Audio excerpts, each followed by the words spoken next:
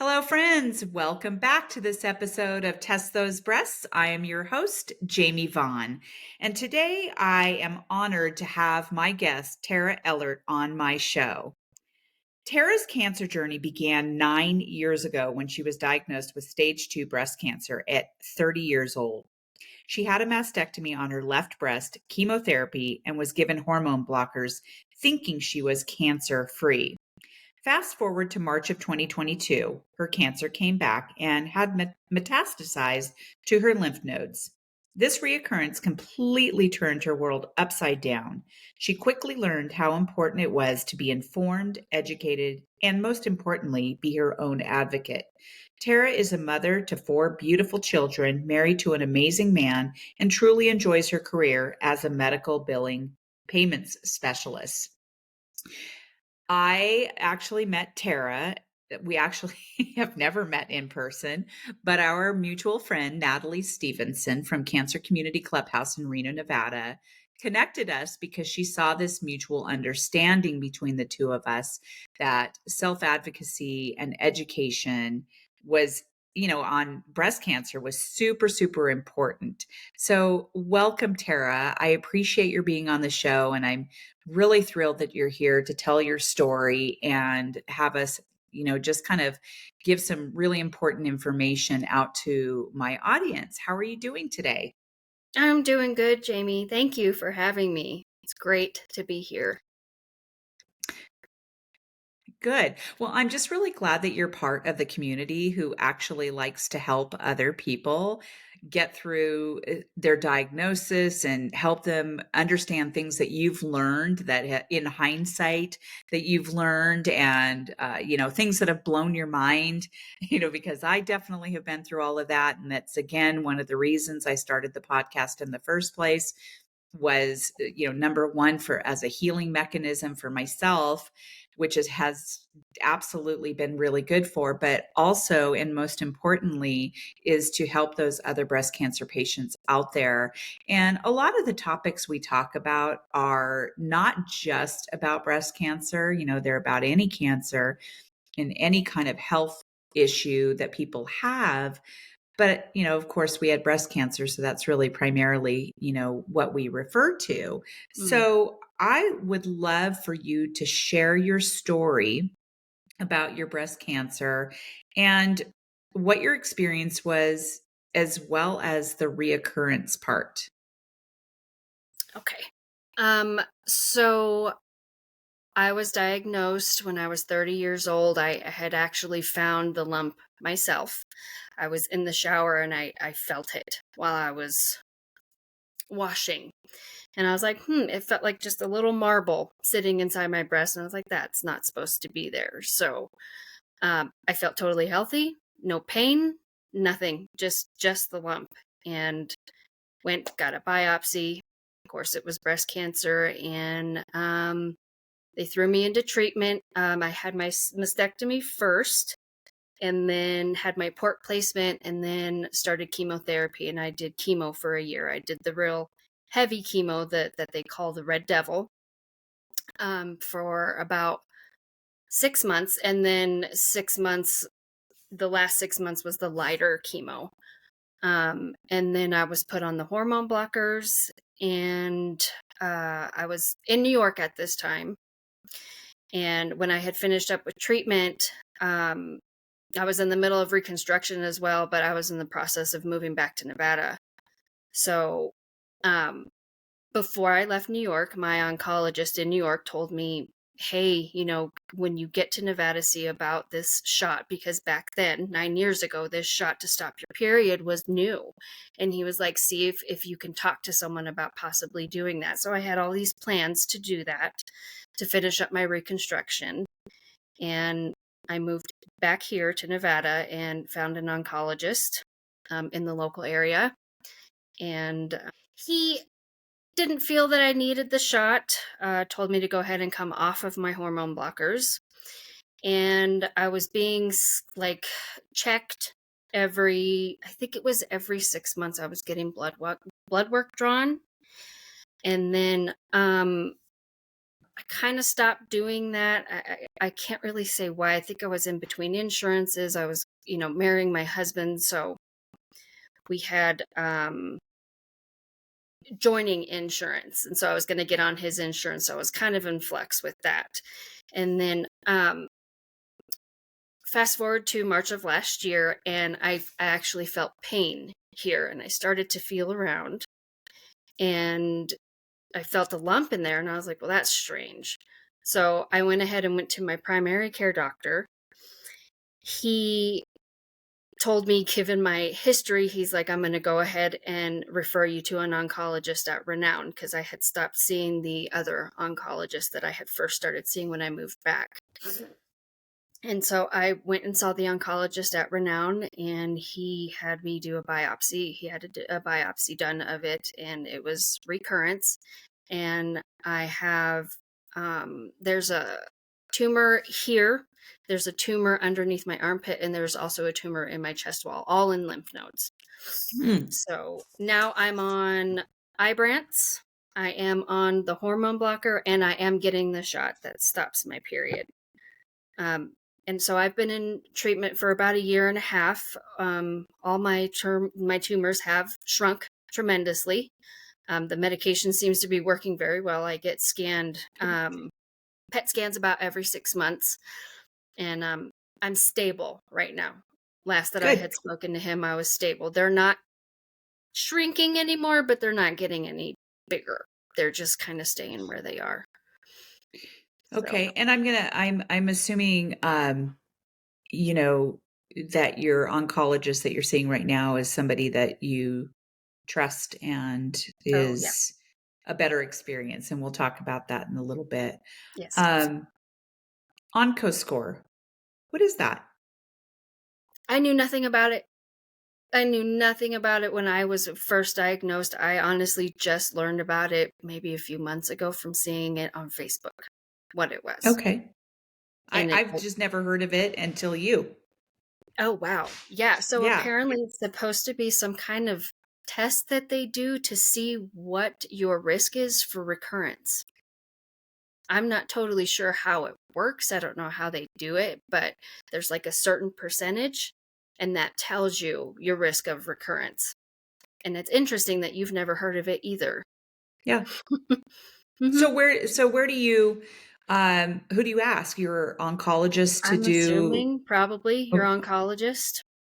okay. I mean that's just going to take us right into this importance of, doing your own research. But first I want to visit, you had an experience with your oncologist before that was not a good experience. It was a some poor treatment. Can you share, and, I mean, we never have to say names or anything like that. It's mostly to help patients understand why it's so important to use your intuition, listen to it, do your own education, and advocate for yourself. So, can you share a little bit about your experience of what happened with your oncologist?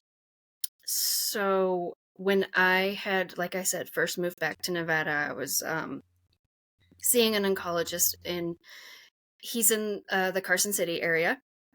And I was told, great place to go to, very highly recommended. And when I went to him, and I had said my oncologist in New York was talking about this shot to stop my period, he looked at me like I was nuts. And he was like, well, I don't see why we would need to do that. And I was like, okay. Now, mind you, at this time, 4 years ago, I didn't have very much knowledge about, my particular cancer. My cancer is very hormone driven. And so when I think about it now, it's like, well, yeah, we would want to stop my period because my cancer feeds off of the hormones. But he was like, no, I don't see why. That's crazy. I've never even heard of that. And me trusting that he knows what he's talking about, I was like, okay, maybe it's a difference of opinion. Maybe my oncologist in New York was mistaken. I don't know. And then I was like, well, I'm still on the tamoxifen, and I was like, do I need to keep taking that? And I'm supposed to take it for 5 years. I had been I think I still had a solid 2 years to go on it. And he told me, no, it's really not important for you to keep taking it. You can go ahead and stop. So he was just very dismissive, very like, I got the feeling from him that he almost like he was annoyed with me. He just wanted me gone. And me and my husband had a talk about it after I had seen him. And I do tend to be sensitive. I'm a very sensitive person. So if someone comes off to me a certain way, I could take it wrong. And my husband was like, well, I think maybe he's just a very straightforward, to the point type of doctor. And I was like, yeah, okay, maybe that's fair. But looking back now, like, I should have spoken up, because everything about what he said felt wrong. And I was like, wow, like but I get afraid of, like, well, am I going to upset somebody? Am I stepping on toes? Like, I'm the patient. I shouldn't, I don't know better than the doctor. But everything in my gut was telling me there's something wrong about this. It doesn't feel right. But I went ahead and did what he said. And do I know if that caused my recurrence? I don't know. A big part of me feels it definitely contributed to it. And telling my oncologist now what that oncologist did, he was like, yeah, he really shouldn't have done any of that. Right? I mean, we're put on those hormone blockers for a certain amount of years for a reason.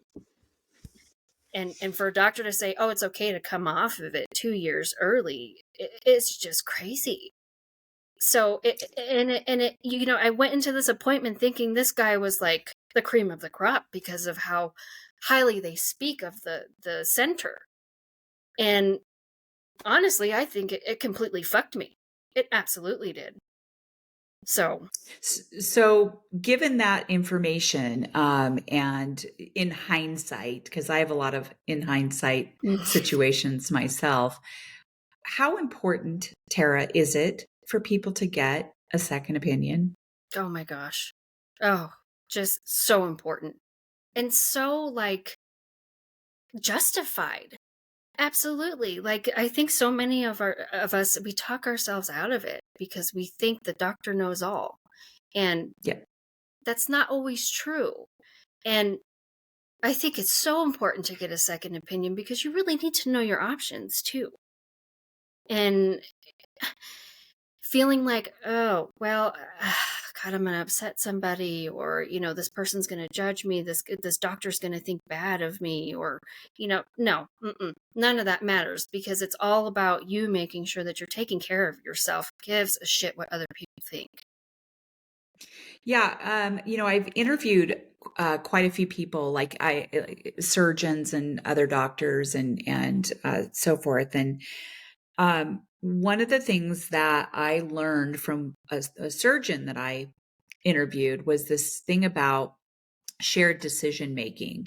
And it's not a new term. It's been around since like the 1980s. And it's just this, our medical system has been sort of set up like a patriarchal type system where, you know, this is your doctor, they know it all, and they, diagnose you, treat, and tell you what your treatments are. You're going to do this, this, and this. And the patient's like, okay, doctor, thank you. And we all listen to the doctors, and which is fine because, they're doctors in their own right and they know a lot and they have a lot of education. And but it's really not that way anymore. It's really moving towards this whole shared decision making where the doctor and the patient talk about their options and they make decisions together. And this Mm. particular surgeon was really, really an advocate for having uh, um, doctors actually tell their patients to go get a second opinion. So Oh. this particular surgeon, he talks to the patient and he talks to them about what their options are for surgery, and then he actually says, "I would highly recommend getting a second opinion," because what that does is it takes away a lot of anxiety from the patient. Even if the decision or what the other second opinion person says the same thing that the first opinion is, it really helps with the mindset of the patient going into the treatment. They're more compliant, they are more educated, they know they have these two opinions, And so that particular doctor, it might have been more helpful for that oncologist to say, wow, I've never heard of that before. Let's look into that. Let's do a little research and find out a little more about that. That Mhm. probably would have been a lot more helpful instead of saying, no, you don't need to do this. No, you don't, and be annoyed with you. And you're Mhm. absolutely right. When I started really finding my voice and speaking up, I actually felt like a real ass. And sometimes in my heart, I felt like a real ass, or in my mind, I felt like it, but I knew that my intuition was right. And I was glad that I started really speaking up. So good Yeah. for you for, for knowing this now. So your Yes. experience with the new oncologist is very different. How so? Ugh, so much different. Well, first of all, my oncologist now is an actual breast cancer specialist, so I feel like that makes all the difference in the world. And I was lucky to be hooked up with him. Like I didn't request him or anything, that's who they gave me. And he he's extremely knowledgeable and he has an incredible bedside manner too, which is I don't know, to me is rare to find, one that's really good at what he does but is also cares about you. Um, he when I've had concerns and I need to speak to him, like when my scans come back, because a lot of the times we get the results before they even do. And I'll call him, and within an hour, he's calling me back and letting me know what we're looking at. I've never had that. Usually I don't get a call back at all. It has to wait until I see him again. But he's been incredible as far as that. He reaches out to me as soon as I need him, and he addresses any concerns that I have. I can ask him any questions and he'll sit and talk with me about it. And he really he knows what he's doing. He knows as far as this cancer, he's on top of it. He knows about the latest things. And when I'm leaving, he's like, well, are you doing okay? Make sure you get out there, enjoy life, just, be as happy and as normal as you can possibly be. Like, so he's just, it's, it's a complete 180. He's totally different, completely different experience. And here I am a year and a half later, and we have the cancer under control. So, Are you in the infusion center still and experiencing, and that's at Renown, is that right? yeah. hmm So I go to the infusion center. I just go So, once a month for my injection. okay. hmm And how wonderful are they? Oh my gosh, they are I amazing. love the nurses there. Mhm. They are so sweet. Yeah. So the reason I didn't go there for my chemo treatments, I was at Cancer Care Specialist, but I had to go into Renown Infusion quite often because I had developed this rare anemia from another tumor they found, and so I was in Renown Infusion a lot, like Yeah. 3, 4 times a week, and I was getting blood transfusions and everything. So I got to know the nurses there very, very well, Mhm. and I really, really love all of them there. Yeah. And I just it's very intimate and just such a different experience. Yeah. Um, so you had to do a lot of your own research um, on your particular diagnosis. Can you share what that has entailed and where some providers may have fallen short? Mm. Yeah. So what really threw me with this recurrence was when I looked at the results on my chart, it said metastatic. And I was like, well, what does that mean?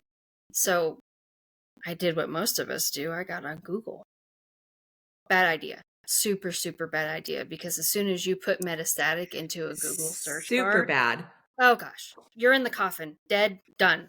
And you can imagine just being diagnosed with recurrence. I mean, I was a mess. It was terrible. And then to see that and type that into a search bar, and they're basically telling me that it's done, over. I was freaked out, totally freaked out. And My doctor didn't really give me as many details as he should have. And, that's where the gap is, I find, between patient and doctor, because he's doing what he needs to do. He's doing his job. He's keeping me alive and keeping the cancer under control. As far as the more detailed questions, I've come to learn I need to come up with those on my own and ask him. And when I do, he's more than happy to inform me. Kind of sucks that I have to make sure I'm armed with all these questions, because some of it I feel like should just be a given. But so that's super important, is making sure I have my questions on my phone ready to go. So I know, because a lot of times you get in there and you forget what you want to ask.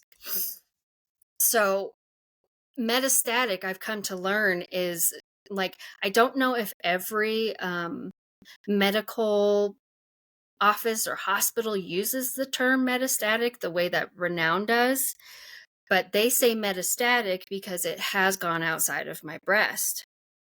And there's a difference in what kind of, like, where it's gone, right? So there's the distant metastasis, and then there's local and regional.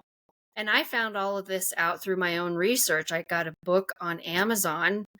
I can't remember what it's called. I think it's the Woman's Bible for Breast Cancer. I can't remember exactly, but it had a breakdown of those different types of metastasis, and mine is regional. So it is considered metastatic because it goes outside of my breast, but it's regional. It's right here in the just general area. And then they have metastatic stage 4, which is where it goes to the organs, bones, things like that. So it's technically metastatic, but it's not stage 4. I'm right in between a 3 and a 4 is what my oncologist told me. So I didn't know any of that. I wasn't told any of that until I did the research on my own to figure out exactly what it was. So actually my situation wasn't as terrible as I thought it was, as Google had me believing it was. I had to really dig. So number one piece of advice, don't Google stuff. Because Yes. when I first No. got breast cancer, I had one of my friends, I had a friend of mine tell me, I'm not going to give you a bunch of pieces of advice, but you'll get a lot of advice. But I am going to give you one piece of advice, at least one. Don't Google stuff. Yeah. She says, the only thing I want you to Google is to Google 3D nipple tattoos because it's really fascinating, but Yeah. don't Google other stuff. um, yeah, well, that could freak you out. I mean, when you type things like that in there, and there's just, yeah. So, I just interviewed a breast cancer coach. When I got breast cancer, first of all, we find out it's the sisterhood of all sisterhoods, right? Mm-hmm. So many people are out there to support us and who have been through the same, similar situations. There are also some breast cancer coaches out there, which I find very fascinating. And of course, they are not all created equal. So you have to be real careful about who you are getting those services from. But I did interview one amazing coach. The episode has not released yet. It will be in the next couple of weeks, but she is in the medical field and has been on the other side with radiology and ultrasounds and working with surgeons and things like that.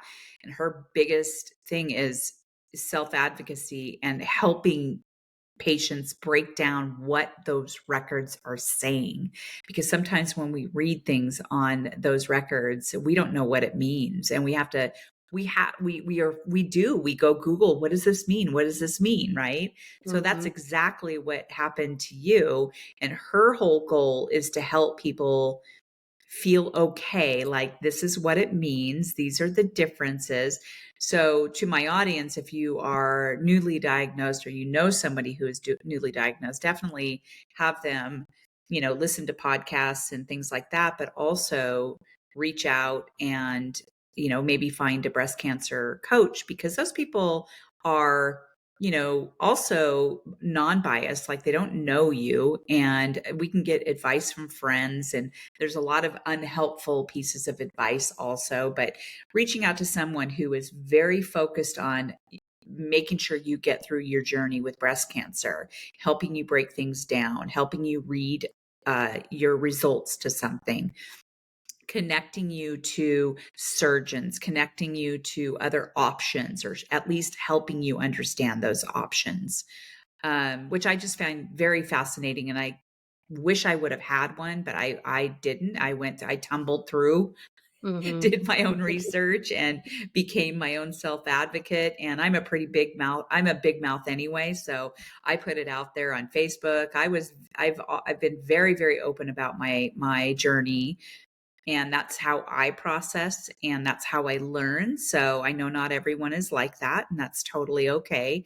But it would be really good for anyone to have that kind of support so that they're not super freaked out and they're not Googling things all the time. So Yeah. self advocacy does seem to be a reoccurring theme for most of us dealing with our diagnosis. Can you share, how is it that we get people to start advocating for themselves and listen to their intuition? Because I heard you say something before when you were with this other oncologist. Your husband had a little bit of a different outlook on what this doctor was like and maybe why he was the way that he was. And I think that that goes hand in hand with husbands and wives anyway. So, like for Mm-hmm. me, I was listening to my intuition about my breast surgery. And I came home and told my husband, hey, I am looking into this other kind of surgery. I'll have to go out of town. And he was just mad at me, actually. He's like, you're going to dump your whole team here.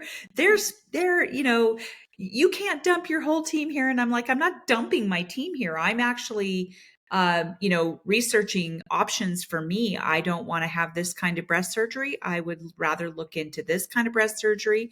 But they have such a different our husbands have different perspectives. But you had the intuition that this Yes. was not something that was good. How do Yes. we get other patients to listen to their intuition? Why is it important? Why is it important for us to speak up, ask the question, no matter how dumb you think it is or whatever? I think the best way to start doing that is to you've got to push through that fear, the fear of if you're wrong or you're going to be judged or you're going to upset your spouse, or if something in your gut is really telling you it's not right, that's for a reason. And just don't ignore that. Do not ignore that, because it's such a strong, I think it's such a strong, indicator for us. And as women, we always just shove that down because we're so afraid of what the outside world is going to think about what we, have, how we're feeling. And I think it's a big deal for us to be validated. But I mean, I think just having that gut feeling is validation enough. And if I had spoken up back then, God knows how much different my life would be now. I think it's so important. Your life literally depends on it. Yeah, I totally agree. You people, actually, I've had people reach out to me and saying, wow, y- like you advocated for yourself, you asked questions, you don't care what other people think. And in reality, in my mind, I was a little intimidated and insecure about a few things, but I still pushed through it and I still asked those questions. There was a time where they thought that I needed radiation because they thought that I was stage 3 breast cancer. And it turns out I wasn't stage 3. It had not made it to my lymph nodes. I did not need radiation. And I had to be the person to remind that doctor, no, I'm not stage 3. I don't need radiation. And Oh, yeah. so just little things like that. I mean, it's a big thing, actually. But I had to listen. You've got to listen, and also take someone with you. It can be your husband, making sure that you have specific questions written down before you go to all of your appointments, so you don't forget to ask it, because you Yes. will forget. And so if you have that notebook and you have the person who's going with you, always take someone with you. If your husband can't make it, or wife can't make it, or whatever, Mhm. um, take someone with you, so that you can have another set of ears listening to what the doctor is saying and noticing. Because like, I would go in and I would ask questions, and my husband would remind me that we needed to ask a question, and he would sit there and take a bunch of notes. I wasn't taking notes at all. Oh, He was wow. the one that was taking the meticulous notes. Yeah, and so then I would take all of his notes. When we got home from the appointment, we would talk about it. Then I would take all of his notes and I would update the Caring Bridge that I had, and the private Facebook group that I had, and then it would remind me of what we talked about in Mm. the appointment, because it is extremely overwhelming when you are the person who has been diagnosed. Really Yes. messes with your mind, and we need to, have that person there to support you.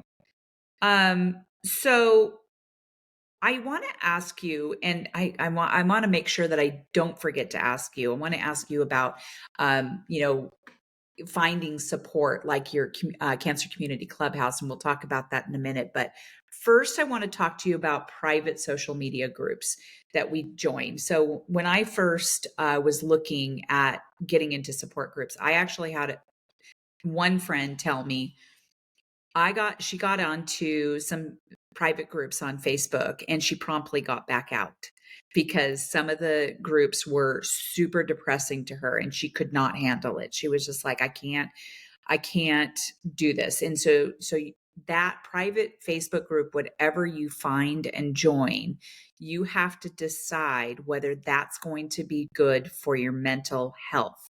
And if you find that it's playing a number on your mental health in a negative way, get out.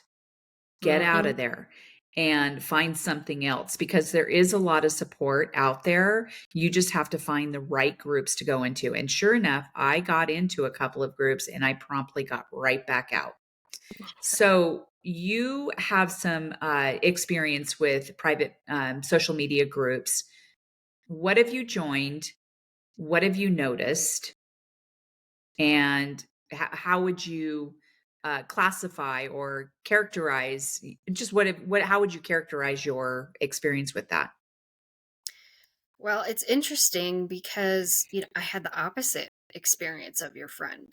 Um, it's not that it was super depressing. It was very much like all positive and the rose colored glasses on and just, happy, happy and ringing the bell and blah, blah, blah. I'm all for that. Great, wonderful. I'm happy for you. But there is a whole other side to it for some of us. And I can't remember specifically what the name of the breast cancer group was. I'm no longer a part of it. Um, I liked it at first. It seemed really good. And I felt like it was a safe place for me to talk about anything that I was feeling as far as my cancer. And I had gone on there and I voiced my frustrations with my experiences with, you know, a horrible oncologist and not getting the education that I needed as far as my recurrence. And, the screening process, honestly, for those of us that have had cancer and, you know, how we're being screened regularly to make sure that we're catching it if it does come back. And it was a post about my frustrations because again, I felt like it was a safe place to do that. And I had a Uh-huh. huge response. Just within like 5 minutes, I had 20 or 30 comments of these women saying, yes, I feel the same way. And I was in the same boat. And no, I didn't get the education. And I wasn't talked to about recurrence. I was just, oh, yeah, had chemo, surgery, out the door, you're fine. So many women with the same exact experience. And I was like, wow, I didn't realize like there's so many others out there that are just feeling the same as me. And then it was taken down. They took it down, post was gone, and I was like, "What happened? Why? I don't understand." Like, it was getting a positive response. And I tried to reach out to the administration, whoever was running the page. There was like, I think 3 women. I tried asking all 3 of them what happened, why was it taken down, and I couldn't get a straight answer from anybody as much as I tried. So I just left that Did group they without did replying. they ans did they try did you ever even hear back from them? One of them said, "Well, did you?" I think she asked me if I said anything negative about the whole breast cancer awareness month and the pink, pink, pink, and I was like, "No, there was nothing like that in my post." And then she just didn't say anything. And was she the only one that responded? Yeah. Yes, she was the only one out of the 3. I only had one lady that responded. All 3 of them looked at my message, but she was the only one that responded. Ah, interesting. Mhm. Yeah, so those kinds of posts for me are appreciated. I really like to read posts of people are having certain experiences. So I'm on a surgery for New Orleans page, and I have people asking questions I find very interesting, and so that we can all come together and tell about our own experience. And so those kinds of posts are very educational, and it brings to light the real realities of breast cancer and frustrations that people have. Yeah, those kinds of things I don't find to be negative. I find those to be very educational. So that would be very interesting. I would love to see what you posted. Do you have a screenshot of that? I don't. That's the thing that bums me Or was out. it or is it I just completely gone? It's gone. I couldn't Yeah. find it again because I wanted to save it, and yeah. So it was, but I did, like, it's just Okay. confusing to me because so many women in the group were, like, responding so well to it, but it still got taken down. Yeah. Huh. Okay, well, I'm sorry that happened. Yeah, social media can be a really interesting beast. People are take things wrong, and so sometimes you have to be real careful. And of course, what you think is really an amazing post, some people might take it wrong for whatever reason, but I would love to hear more about why that was taken down. So what I guess I want to talk to you a little bit about Cancer Community Clubhouse. How did you get connected with the So that clubhouse, and what do you find helpful? Well, Go so ahead. that was through, again, digging, like, I mean deep into the internet, that I was able to find that because I was at a point where it was like, "Okay, I'm taken care of on a medical standpoint. What do I do with all these emotions?"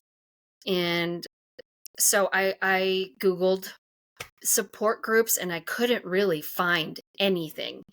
And it was through Metaviver that I actually found Cancer Community Clubhouse, and I was, hooked up with Natalie from there. I was able to email her from there, and she reached out to me and told me about the clubhouse, and sent me the information, and yeah. So it was really through a ton of digging, which is kind of sad. It was really hard for me to find out about them. Yeah, it really is. It's I never even had heard of them until probably sometime in the middle of my um diagnosis, but I really didn't get connected to them until towards the end. And then I interviewed Natalie on my podcast, and that was an amazing episode. Mhm. Metaviver. I've never heard of it, but I just pulled it up. What is that? So I was looking into that How did because, you find that?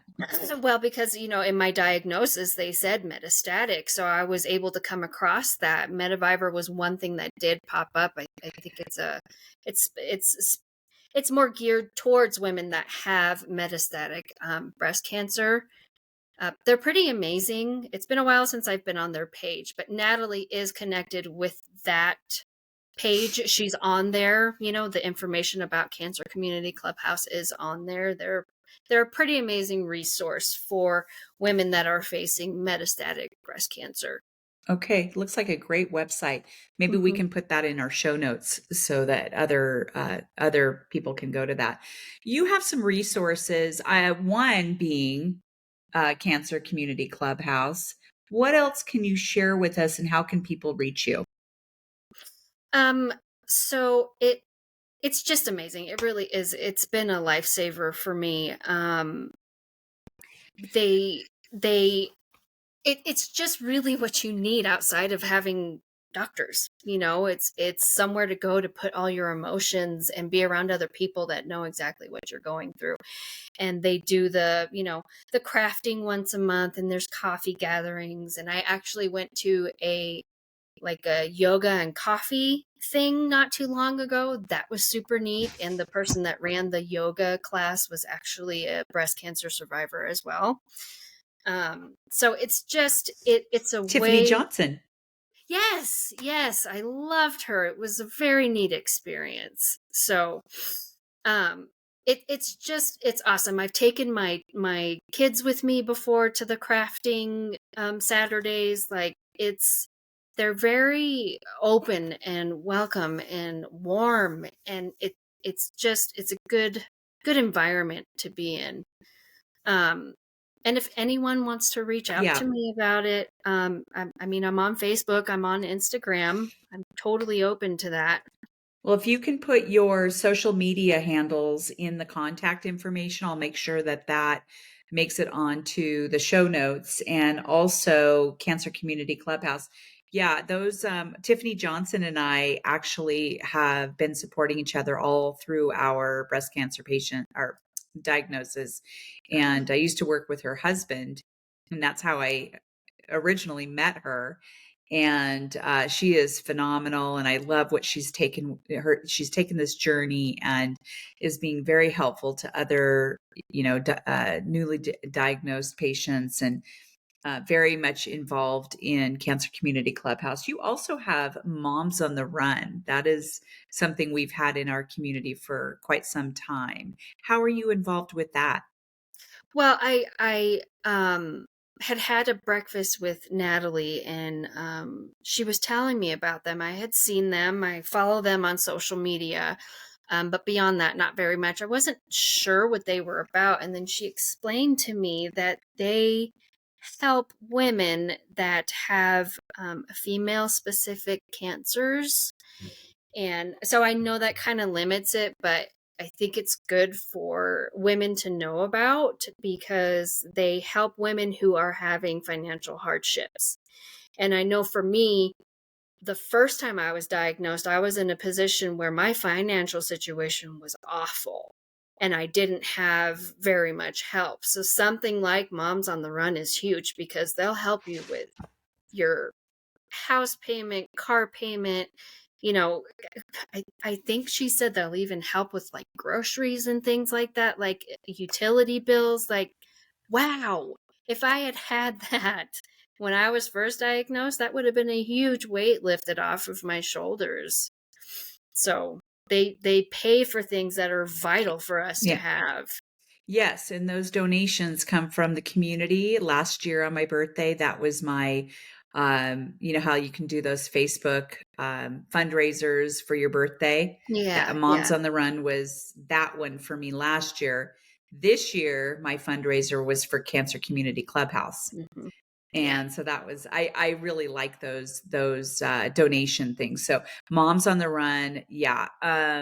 They actually paid for half of my wig that I never actually ended up wearing. I ended up Oh, just going bald, and I wore beanies and turbans, and I just never ended up wearing my wig. So I have a brand spanking new wig that I need to find somebody to donate that to.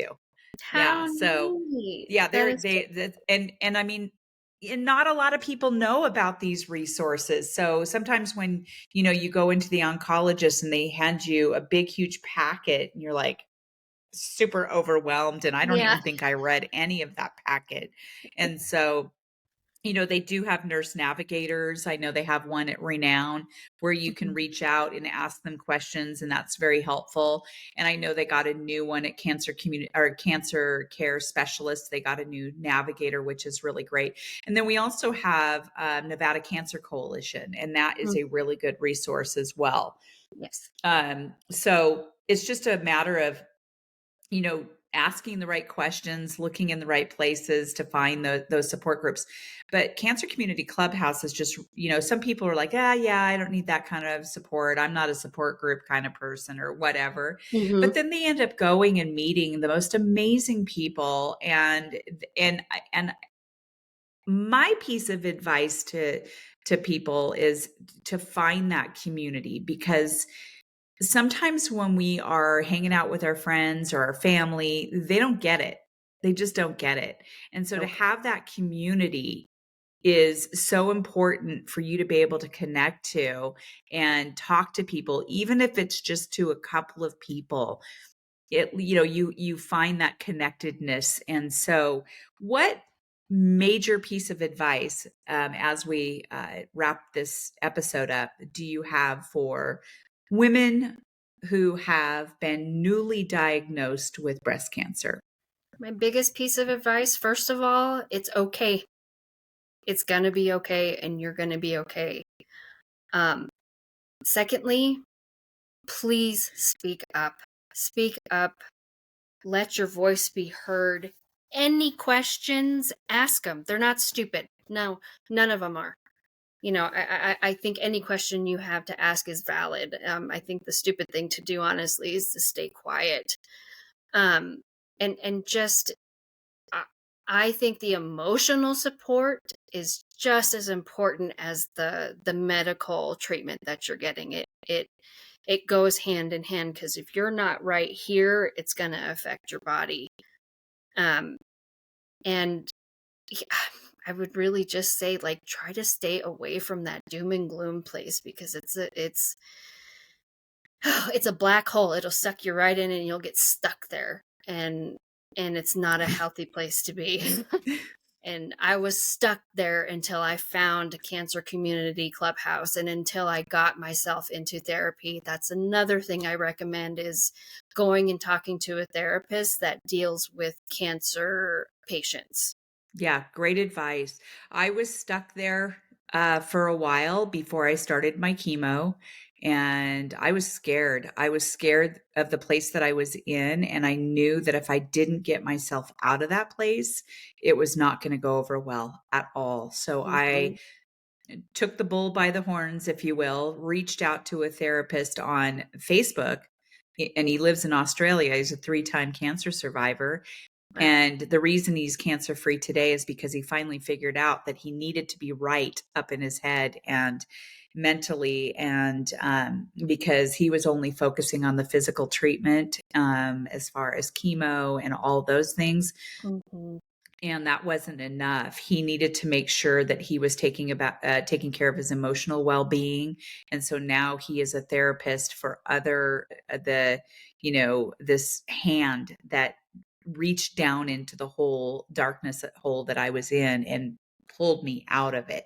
Yeah. And I interviewed him too, and I told him so. I said, "You saved my life."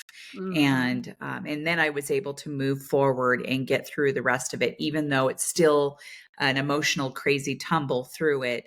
I was able to do it with his help. And so that's very good advice, Tara. Thank you very much. So I will definitely put your social media handles in the show notes along with your email address. Okay. And we will put Cancer Community Clubhouse and Moms on the Run. And I would also like to put the Metaviver in there as well, because I think that Yes. would be really helpful for other patients who hear that word metastatic and get some more education on that. So I just really appreciate your willingness to share your story and your thoughts on listening to your intuition and asking questions. Be bold, use your voice. Do you have anything else to say before we wrap up? I just want to thank you, Jamie. Thank you for giving me the opportunity to be here, and giving me a place to have my voice be heard. I really wasn't sure where to put all of this. And then, it's really through who you know. And thank God for Natalie for hooking me up with you, because it's huge. It was so important to me to get this out there, because when I originally tried, I was shut down. So what you're doing, is Yeah. huge. It's going to be, I feel like it's a lifesaver. It's a it's a bridge for people to get over to that other side of knowledge and power. And there's so much power in being educated. So I think what you're doing is incredible, and I'm just so Good. thankful for you. Well, thank you for saying so. And it's people like you that I have on the show that make it really amazing. And Natalie Stevenson is pretty rad. I really love her. She She's is. she's got quite a story. And any of my audience, if you have not listened to the Natalie Stevenson episode, please do so. It is absolutely amazing. And anyway, Tara, thank you very much again. I appreciate your time, your expertise, your knowledge, and your just love for helping other people. And to my audience, thank you for joining us on this episode of Test Those Breasts, and we will see you on the next episode. Bye for now.